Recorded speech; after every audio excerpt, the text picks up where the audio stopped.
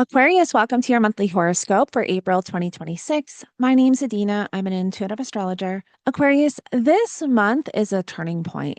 You are making some major life decisions, especially around your home, your family dynamics, your living situation, love and dating, and creative ventures, and possibly your children, your routines, your work, your career, and also your money. There's so many activations taking place that we're being hit in multiple areas of our life. April is a turning point month. Now make sure you're subscribed to the channel and let's get into it. So I break these horoscopes down by week and I select a chart for each week so that you have a visual. As soon as we come into the month on the first, we have the full moon in Libra. This is lighting up your ninth house of higher education, higher knowledge, long distance travel, philosophy, your belief systems. We want to remember that full moons, this is a culmination point. Full moons represent endings, and this is where you can also receive clarity. There is something completing with full moons to make room for something new. So, what have you been navigating the last 6 months in this area of life? This could have to do with learning something new, maybe traveling, maybe navigating something around your belief systems. If you want to dive deep into the full moon energy, I do have a separate forecast on my YouTube channel. You can check that out. I get into the chart for the full moon and also get into how that is showing up for all 12 rising signs. And then on April 3rd, we have Mercury forming the final trine to Jupiter. And this is something that we've been navigating through the Mercury retrograde. The first trine was back in February. Then there was another trine March 9th, while both planets were retrograde, and now both planets are direct, and we have this final trine. Mercury is in your second house of money, finances, material possessions, and Jupiter is in your sixth house of work, health, and daily routine. And so there may be something that you were sitting with, possible opportunities. Trines are really positive alignments. And so this could be possible money opportunities, that sixth house of work and what you're doing on a day to day basis, connecting to your second house of your income, your finances. This can definitely bring in more money or more possibilities and opportunities for money. And again, this could be something that you have been navigating or sitting with for a couple months now. And now is when everything finally comes together. Also on the third, we have Venus forming a square to Pluto. Venus is in Taurus in your fourth house of home, family, property, and real estate and emotional foundation, forming a square to Pluto in your first house. And so there could be something very intense that you're navigating emotionally, something very intense that possibly you're navigating around family or with a family member. Squares can bring tension and challenge. There can also be breakthroughs and growth through squares, but we have to get through the hurdle first. Pluto does rule power and control dynamics. And so there could be something, around power and control dynamics. There could be something around power and control situations with others that you're having to navigate. There could be something really intense that you're having to navigate with your home too, because Venus rules that fourth house of home as well. Venus is in the fourth house, but Venus also rules Taurus. And so there's quite a lot of emphasis on home, on family, on your private life, on your deep-seated emotions. And so there's probably something really deep that you're navigating at this time. Then on April 5th, we have the sun forming a square to Jupiter. The sun is in your third house of your self-expression, your local community, your neighbors, your neighborhood. The third house also rules siblings and cousins. So when the sun forms a square to Jupiter, because the sun is in your third house of your mind and your mindset, you could feel very overwhelmed on this day. Maybe you're overthinking things, or maybe you've committed to too much and now you're feeling energetically drained. We want to remember squares to Jupiter most of the time signifies, too much of something. And so maybe you have signed up for too many tasks. Jupiter is in that sixth house of your daily routines, your schedule, what you're doing at work, your work schedule, your home routines, what you're doing on a day-to-day basis. Jupiter also rules your 11th house of friendships and social circles. So there might also be something you're having to navigate around friendship, social circles, or social media. And then on the 6th, Venus is forming a sextile to the north node and a trine to the south node. Venus is in your fourth house, again, of home and family, property, real estate, forming a trine to the South Node, which is in your eighth house of money coming in from other people. So loans, debt, taxes, inheritance, also your partner's finances. The eighth house also rules psychological healing and transformation. And then the North Node is in the second house of your finances, your personal values, your self worth. And so there could be something that you're really navigating here around finances, maybe merging finances.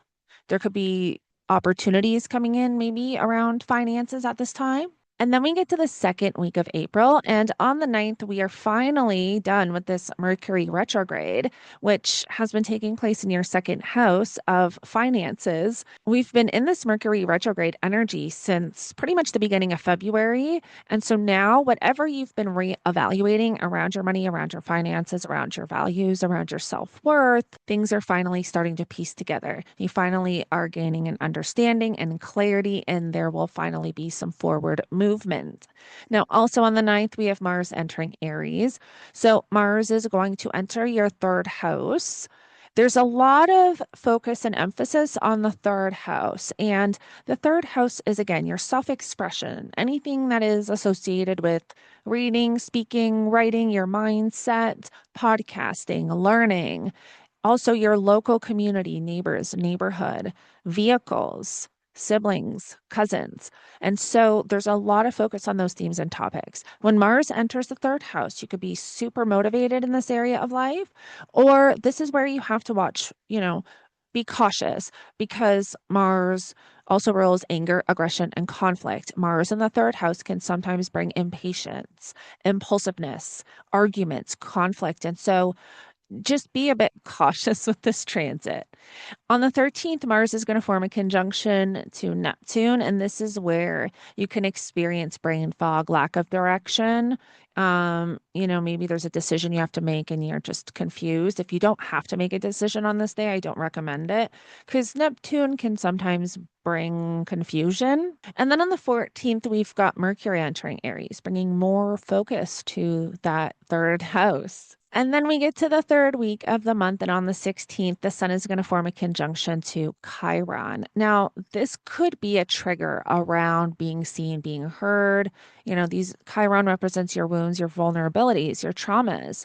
So the sun is going to highlight something here so that you can heal. So there could be, major healing taking place. And this could have to do with those third house themes and topics, possibly. But also, the sun is like our vitality, our life force, and how we are seen out in the world. So when the sun forms a conjunction to Chiron, sometimes it's a wound or a vulnerability surfacing around being misunderstood or not being seen. Also on the 16th, we have Mercury forming a conjunction to Neptune. So again, this is in the third house. Mercury already has a natural association to the third house, ruling communication and our mindset. So this is a great day for spirituality, intuition, and creativity, but it's not so great for focusing, mental clarity. That's where things become a little bit foggy. Again, if you have to make decisions, it could be a little bit confusing. There could be a lack of direction. On the 17th, we have the new moon in Aries, and this is a time to set those intentions for whatever it is that you want to manifest around these third house themes and topics. What do you want to manifest over the next 6 months? What goals do you want to set for yourself around your self expression, around reading, speaking, writing, your mindset? And then on the 19th, we begin Taurus season, and the sun is going to move into your fourth house of home, family, property, real estate, what you're doing behind the scenes and private. And also on the 19th, we have the Mars Saturn conjunction. And this is where things become really challenging, especially in the third house. So definitely watch your driving, vehicles and local travels in the third house. So this is both malefic planets. So not that I want you to walk around fearful, but it's good to just have that awareness. Watch your surroundings. This is a day where something can come to a head, even mentally, even maybe with a sibling, with a cousin, with a neighbor, something within the community, even something that you're navigating on a deeply personal level when it comes to mental health, your mindset, how you're expressing yourself. And then on the 20th, we have Mercury forming a conjunction to Mars. And this is where we again want to watch for conflict and anger, aggression, arguments, This can show up as having a lot of motivation, a lot of drive, but it can also show up as feeling very overwhelmed too. So just another day just to be aware of. And then we get to the final week of the month. And on the 23rd, we have Venus forming a conjunction to Uranus. Now, at this point, Uranus is still going to be in Taurus in your fourth house of home, family, emotional foundation. And so when Venus forms a conjunction to Uranus, there could be something very unexpected around your home that you're navigating or with a family member. Venus also rules your ninth house of higher education, higher knowledge, your belief systems, and long distance travel. And so there could be something very unexpected showing up around those themes and topics as well. Venus is going to enter Gemini on the 23rd or 24th, depending on your time zone. And then on the 25th, Uranus is going to enter Gemini. And so this is beginning a brand new cycle in this area of life that is, this is gradual change that is going to take place over the next 8 years. I will be posting a separate forecast going really deep into this Uranus in Gemini transit and how that is going to show up for us collectively and individually. But Uranus is going to completely shift and change this area of life. Uranus is the great awakener. So not always does Uranus have to create, massive upheaval, but Uranus can even just change your perspective. How you look at something can be different. And your fifth house rules children, creativity, what lights you up, what you love, what you find joy in, what you're passionate about, romance. That is all in the fifth house. Also on the 25th, we have the sun forming a square to Pluto. So the sun is going to be in your fourth house of home, family, property, and real estate, squaring Pluto in your first house. So again, there could be some type of really deep transformation taking place, but through something very heavy or something very intense. It could have to do with home, family members, or maybe something that you're navigating on a deep emotional level. The sun also rules your seventh house of relationships and one-on-one connections. So there could be power struggles going on within partnerships or within one-on-one connections, whether it's your love romantic partnership or a business partnership. So this is an energy just to be a little bit cautious of. And then on the 26th, we have Mercury square Jupiter and Venus forming a sextile to Neptune. So Mercury's still here in your third house, forming a square to Jupiter here in your sixth house. This is where you can literally have mental overload, Mercury in that third house of the mind, and Mercury also ruling the mind, the squaring Jupiter, which is like too much. This is like overwhelming. So you could be doing a lot on this day that becomes very draining. You could have a lot on your plate. So just something to be a bit cautious of. And then Venus forming a sextile to Neptune. Venus is going to be in your fifth house of romance, dating. So this is only going to be for a few of you, but if you are dating, if you meet somebody new, just make sure I would not form any solid committed partnerships because there could be something about that person that you're not seeing clearly. However, this can be really beautiful for creative projects, spiritual projects, intuition, and even romance with solid committed partnerships that are already formed, not necessarily new partnerships, because somebody that you don't know, that's where you could be, missing something or not seeing something clearly.